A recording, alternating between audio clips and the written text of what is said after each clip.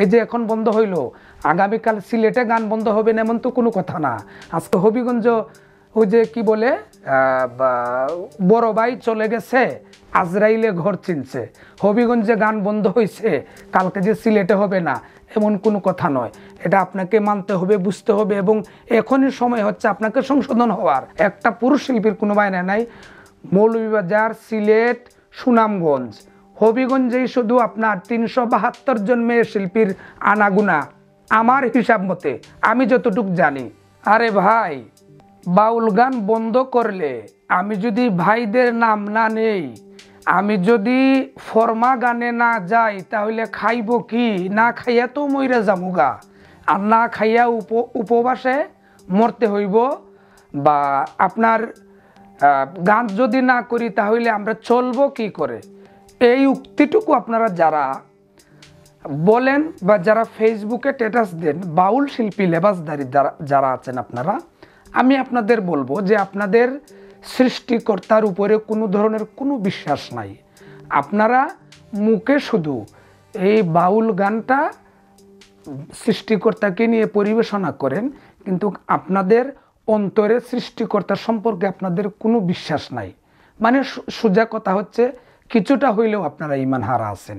আর যদি এই ঈমানটুকু আপনাদের ভেতরে কিছু হইলেও থাকতো যে আমি পৃথিবীতে জন্ম নিয়েছি, জন্ম নেওয়ার আগেই কিন্তু আমার সৃষ্টিকর্তা, জন্ম দেওয়ার আগেই কিন্তু আমাকে পৃথিবীতে পাঠানোর আগেই কিন্তু আমার রিজিক উনি আমার জন্য তৈরি করে রেখেছেন, এই কথাটা যদি আপনারা দিলে ঈমানে বিশ্বাস করতেন, তাহলে আপনারা এই অপসংস্কৃতির সাথে জড়িত হইতেন না, অশ্লীল অঙ্গভঙ্গি দিয়ে নাচতেন না, এবং এই নাইচা হবিগঞ্জ শহর যথা হবিগঞ্জ আপনারা বাউল গানটা বন্ধ করাইতে পারতেন না। আসসালামু আলাইকুম ওয়া রাহমাতুল্লাহ। সম্মানিত দর্শক মণ্ডলী, ভিডিওটা যদিও একটু ব্যতিক্রমভাবে শুরু করেছি, আপনাদের কাছে আমার অনুরোধ, আপনারা যদি কিছু সময় যদি আপনার হাতে থাকে, অবশ্যই আমার এই ভিডিওটা আপনারা দেখে যাবেন। কারণ আমি আগেও প্রতিবাদ করতাম, এখনও যে করি না এমন কোনো কথা না, বাট সময়ের অভাবে ভিডিও তৈরি করতে পারি না, লাইভ করতে পারি না, আপনার প্রতিবাদও করতে পারি না। প্রতিবাদ যাই হোক, সত্য কথা যেটা, সত্য কথা যে কোনো মানুষ আপনার বলতে পারে। তার জন্য ওই যে একটু আগে বললাম, সত্য বললে যদি আপনি মনে করেন আপনার ডাল ভাত খাওয়া থাকবে না, তাহলে এটা আপনি ভুল ধারণা করছেন। আপনি এই যে বললাম, মানে পৃথিবীতে আসার আগেই কিন্তু আপনার সৃষ্টিকর্তা আপনার রিজিক তৈরি করে রেখেছেন। এটা আমার মুখের কথা না, আলিম উলামারা বলেন, কুরআন হাদিসে বলে, ইতিহাসে বলে, ধার্মিকতায় বলে। আমি একটা যুক্তি আপনাদের কাছে রাখতে চাই। আপনারা যারা গান করেন ইদানিং, হয়তো আপনারা 2 মাস, ডিসেম্বর, জানুয়ারি, ফেব্রুয়ারি, মার্চ, এই 3-4 মাস আপনারা গান করেন। তো 3-4 মাসে কি আপনাদের বাকি 8 মাসের 9 মাসের খাবার হয়ে যায় সবার? না, সবার হয় না। তাহলে তারা কেমনে চলে? আমি যতটুকু মনে করি আল্লাহই তাদেরকে চালান। যারা আপনারা ইদানিং বাউল গানটাকে এই নর্তকী নাচ দিয়া দালালি করিয়া আপনারা বন্ধ করাইছেন বা আপনারা বন্ধ করিয়েছেন, মাননীয় এমপি মহোদয় সেদিনকে বললেন গানটা কোন কারণে বন্ধ হইল সেটা আপনারা আগে দেখুন। খুবই চমৎকার বক্তব্য দিয়েছেন আমাদের হবিগঞ্জের মাননীয় এমপি মহোদয়। এটাই প্রমাণ করেন যে তিনি যে বাউল গান সম্পর্কে ধারণা এবং বাউল গান যে তিনি দেখেন, ভালো একজন শ্রোতা। তো যাই হোক, এটা ওনার এরিয়ার এবং আমাদের সংস্কৃতিরও তো একটা অংশ থাকে, অবশ্যই উনি এমপি হিসাবে উনি দায়িত্ব রাখেন। আমি এইটুকু মানে বক্তব্য শোনার পরে আমি মানে বুঝতে পারছি যে উনি বাউল গানটাকে অন্তরে ধারণ করেন। অসংখ্য ধন্যবাদ মাননীয় এমপি। আপনারা যদি এমপি মহোদয়ের বক্তব্যটার উপরে মানে বিশ্বাস করেন, তাহলে আপনাদেরকে এটাই মানে করতে হবে যে আপনারা যেভাবে এই অশ্লীলতা ছড়িয়ে দালালি করে এই বাউল গানটাকে আপনারা হবিগঞ্জে বন্ধ করেছেন, আপনাদেরকে এটা সংশোধন করতে হবে।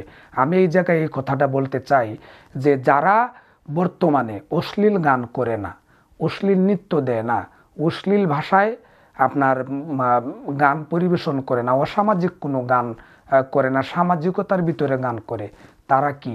তারা ঘরে বন্দি বা বাউল গান করতে পারতেছে না। আপনি কি মনে করেন যে তারা আনা খাইয়া বাচ্চা আছে? হ্যাঁ, দুঃখ দুর্দশায় বাঁচতে পারে, কিন্তু গিয়ে দেখেন 3 বার কানা 1 বেলা তো খায়, কিন্তু গান কইরা কিন্তু খাইতেছে না।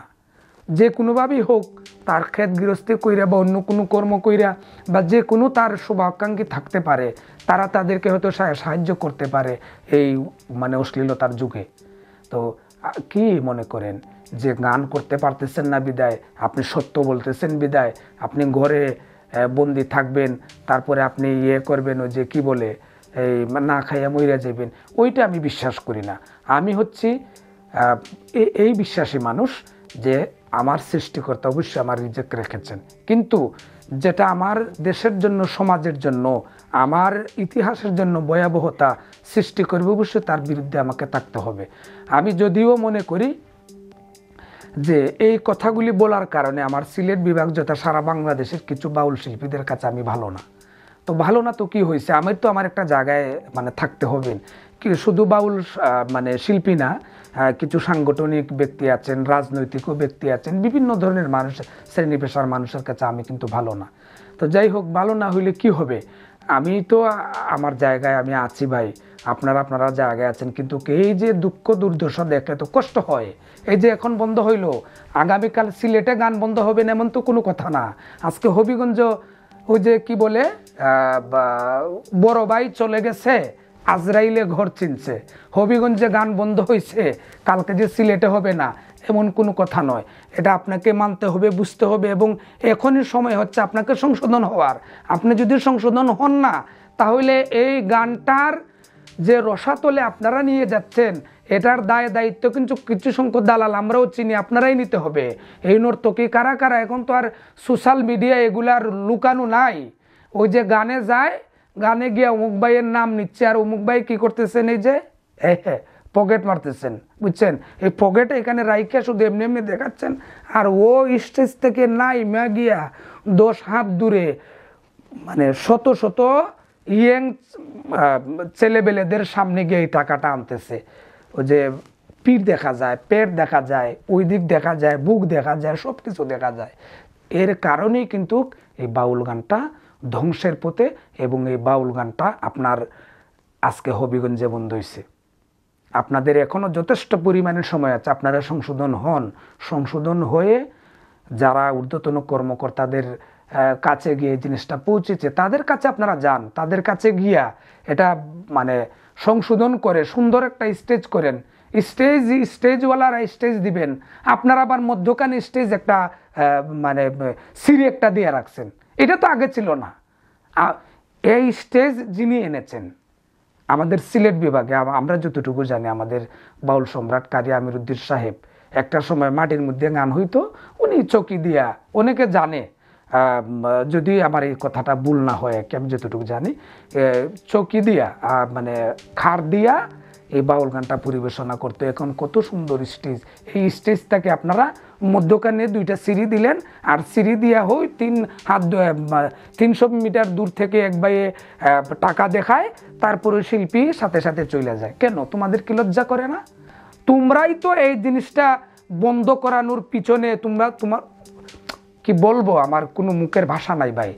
এইগুলা স্মরণ হইলে, দেখলে ইন্টারনেটের মাধ্যমে শরীর শুধু জ্বললে কি হবে, কোনো কিছু তো করার নাই। যারা এই জিনিসগুলা নিয়ে কথাবার্তা বলেন, যারা এই সাংগঠনিক কথাবার্তা বলেন, এই কিছু কিছু মানুষও তো বিগত দিন দেখছি, আপনারাই তো এই মেয়ে শিল্পীদের অর্তাকর্তা ছিলেন।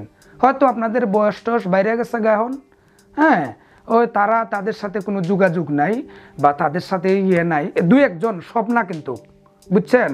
আমার কথা আবার অন্য ভাই নিয়েন না, যাদের গায়ে লাগবে তারা কিন্তু ঠিকই বুঝবে। হয়তো এরকম হয়ে গেছে, এক একজনে তো দেখছি 3-4টা বিয়েও করেছেন বাউল শিল্পীদেরকে, এই মেয়ে শিল্পীদেরকে বিয়ে করে তো বাচ্চা কাচ্চা দিয়ে আপনারা আবার সাইরা দিয়ে আরেকটা নিয়ে আসছেন, এইরকমও তো আছে। তো প্রকৃতভাবে এই দালাল মুক্ত করতে হবে এই বাউল সমাজটাকে। দালাল মুক্ত যদি না করেন, তাহলে একটা সময় আপনি চিন্তা করে চেয়ে দেখেন, এই যে 2016 সাল থেকে 2023 সাল, 8 বছর রানিং, এই কত বছর ধরে অপসংস্কৃতি সঠিকভাবে হইতেছে, এইটাও কিন্তু অনেকজনে জানে না। 2016 সাল থেকে একবারে প্রকৃতপক্ষে, আগেও ছিল না এরকম কোনো কথা না, 16 সাল থেকে 2023 সাল, এই যে 7-8 বছর একদম ধস নামে গেছে বাউল গানের। একটা পুরুষ শিল্পীর কোনো বায়না নাই, একটা পুরুষ শিল্পীর কোনো বায়না নাই। মৌলভীবাজার, সিলেট, সুনামগঞ্জ, হবিগঞ্জেই শুধু আপনার 372 জন মেয়ে শিল্পীর আনাগুনা আমার হিসাব মতে, আমি যতটুক জানি। নাম প্রকাশ কইরা কি করব, নাম দিয়েই বা কি করব। ইতিমধ্যে 13 থেকে 14 জন দালাল আপনার এরা এদেরকে মানে কন্ট্রোল করে। তো আপনার 372 জন মেয়ে শিল্পী যদি হবিগঞ্জের মধ্যে আনাগোনা স্থায়ীভাবে বসবাস করে, এক একজন দালালের আপনার পিছনে 2-3টা বিয়েও আছে, এরকম আমরা খবর পাইতেছি বা দেখছিও। আমরা সংসার ভাঙিয়া গেছে, গাইতে গিয়ে আবার হেডার বিরুদ্ধে মামলা দেয়, এই সে বিভিন্নভাবে ভাই। আমি এই কথাগুলি কেন বললাম, দেখার পরে কিন্তু এগুলো সহ্য হয় না। কেন আজকে বন্ধ হইয়া গেছে, আগামীতে টোটালি সারা বাংলাদেশে হয়তো বন্ধ হয়ে যাইতে পারে।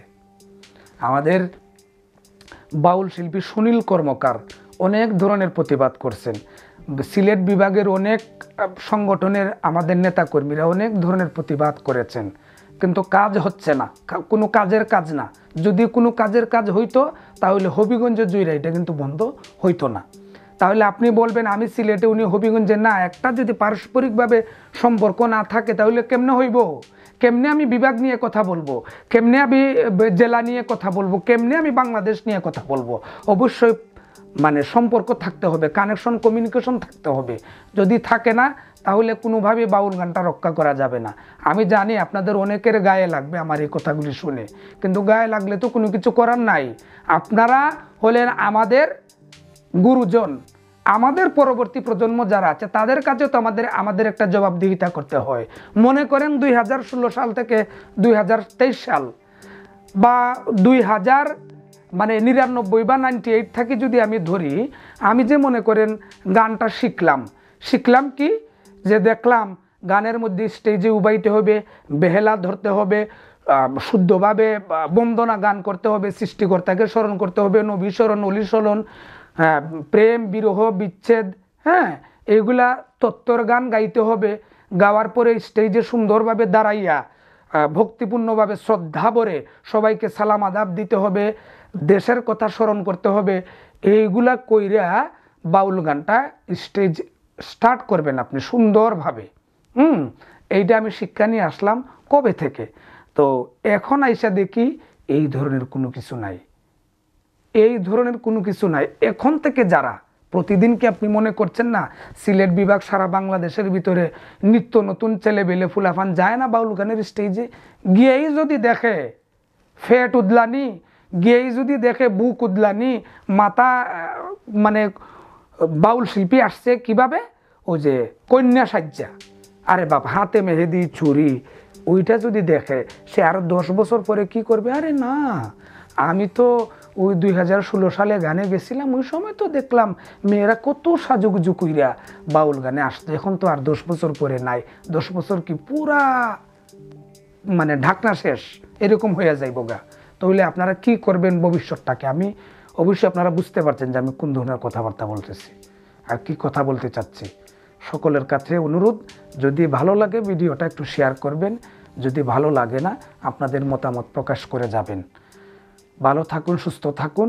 আমি অনেক দিন পর এমন একটা ভিডিও আমি তৈরি করলাম, অনেক কিছু বলার ছিল, সময় নাই ভাই, বুঝছেন, প্রবাসে থাকি, সময় নাই। পরিবার নিয়ে, দেশ নিয়ে, প্রবাসীদেরকে নিয়ে অনেক সময় চিন্তা করতে হয়, গানও রচনা করতে হয়, গানও দিতে হয়, যার জন্য এই সময়টুকু মিলে না প্রতিবাদ করার। নিজেরও সংসার আছে, সব কিছুই আছে, তারপরেও তো বলতে হয়, কারণ ওইটা তো আমার অস্তিত্ব। আমি বাউল গান পরিবেশনা করি, আমি একজন পেশাদারি বাউল শিল্পী। আমার অনেক বড় স্বপ্ন সারা বিশ্বের বুকে বাউল গানটাকে যেভাবে আমাদের মমতাজ ম্যাডাম মানে দিছেন ছিটাইয়া, হ্যাঁ, তো ওইভাবে মানে প্রত্যেকটা বাউল শিল্পীরা আমার মতো যারা আছেন সবারই একটা মনের ভেতরে চিন্তা চেতনা, বাউল গানটাকে কিভাবে বিশ্বের বুকে ধইরা রাখা যায়, বিশ্বের যে যত বাঙালি ভাই বোনেরা আছেন সবার কাছে কিভাবে পৌঁছে দেওয়া যায়।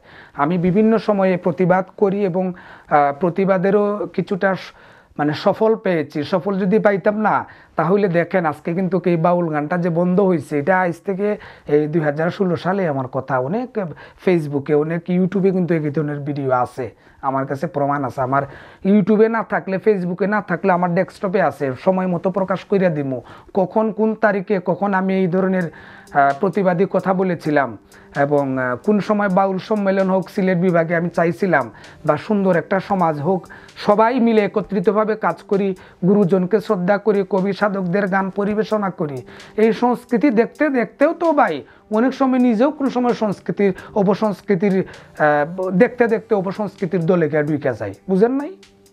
যাই হোক, আমাকে তবুও ত্রুটি হইতেই পারে, ক্ষমা করবেন। আর এটা 1 নাম্বার পর্ব ভিডিও দিলাম, প্রয়োজন পরে পর্ব 4-5টা হবে।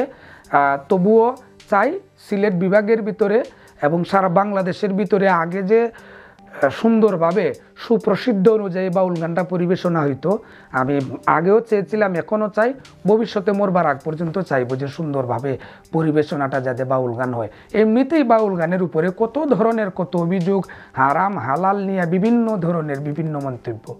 একটা জিনিস আপনাদেরকে আর একটু শেয়ার করে যায়, আপনারা যারা পালা গান করেন, বিশেষ করে সারা বাংলাদেশের ভিতরে, আপনাদের কিছু কথাবার্তা আপনাদেরকে কন্ট্রোল করতে হবে। যদি আপনারা কিছু কথাবার্তা কন্ট্রোল না করেন, আপনারা বুঝতেই পারবেন না যে কি ভয়াবহতার সৃষ্টি হবে। কেন ভয়াবহতার সৃষ্টি হয় নাই? কতদিন আগে শরীয়ত বাউল যে কথা বলেছিলেন, ওইটা একটু কাটাকুটি কইরা কিভাবে নিয়ে যে কিভাবে তৈরি করা হইল, এই জিনিসগুলোও আপনারা একটু মাথায় রাখেন।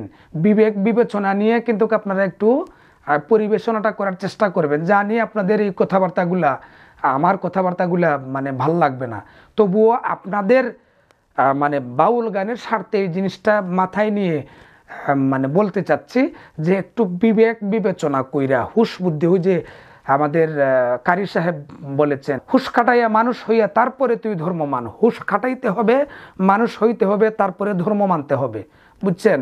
হুশ যদি না খাটান তাহলে কি যে হবে, ওই যে আবার বলতে হয় বেহুশের তো কোনো বন্দেকি নাই। এই জিনিসটাও মাথায় রেখেন, বিশেষ করে যারা পালা গান গুড়া করেন। আর নর্তকীদের কথা তো বললামই, যারা যাত্রা গানে ছিলেন, বাউল গানে এখানে আসছেন, আইসা আপনাদের কারণে ধ্বংস হয়ে যাচ্ছে। আপনারা একটু বিবেক বিবেচনায় শালীনতার ভিতরে আসেন, দেখবেন আপনাদেরও ভালো, যারা শুদ্ধ সঙ্গীত পরিবেশনা করে তাদের জন্য ভালো। ভালো থাকুন, আগামীর ভিডিও দেখার অপেক্ষায় থাকুন। আসসালামু আলাইকুম ওয়া রাহমাতুল্লাহ।